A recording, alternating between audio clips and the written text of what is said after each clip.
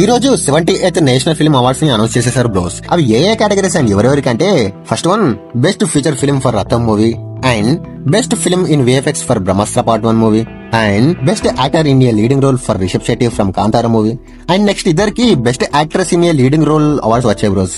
వాళ్ళు ఎవరంటే ఒకరేమో మన నిత్య మీనన్ గారు ఫ్రమ్ తిరుచిత్రంబాలం మూవీ తమిళ్, ఇంకొకరు Manasi Parekh from Kutch Express movie Gujarati and best direction Sooraj Barjatya for Uunchai movie and best debut film of a director for Fouja movie and best Hindi film Gulmohar movie and finally మన Telugu movie కూడా నేషనల్ ఫిల్మ్ అవార్డు వచ్చింది బ్రోస్.